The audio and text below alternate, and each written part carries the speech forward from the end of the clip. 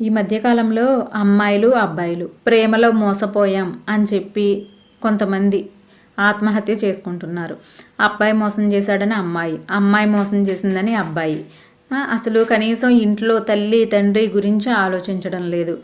అసలు మీ అమ్మ మిమ్మల్ని నవమాసాలు మోసి కని పెంచింది కదా.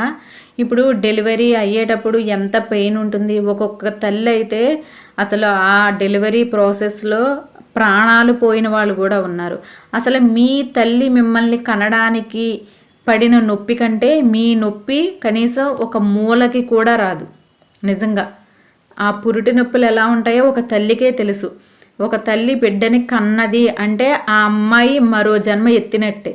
అలాంటి తల్లి నొప్పి ముందు మీ నొప్పి చిన్నది, చాలా చిన్నది. మీరు గనక ఇది గుర్తుపెట్టుకుంటే ఏ అమ్మాయి ఏ అబ్బాయి ఊరికే చనిపోరు.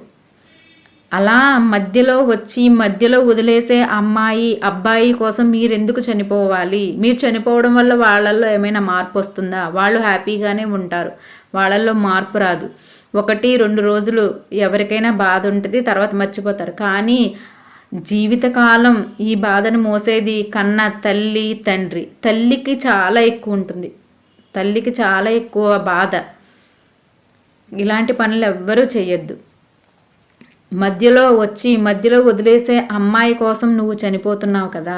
నీ కోసం బ్రతికే తల్లి కోసం నువ్వు బ్రతకట్లేదు. ఒక్కసారి మీరు చనిపోతే మళ్ళీ ఆ తల్లి మిమ్మల్ని కనగలదా? లేదు కదా. గుర్తుపెట్టుకోండి, ఆలోచించండి. ఒక్కసారి చనిపోయే ముందు తల్లి గురించి ఆలోచించండి, తల్లిని దృష్టిలో పెట్టుకోండి.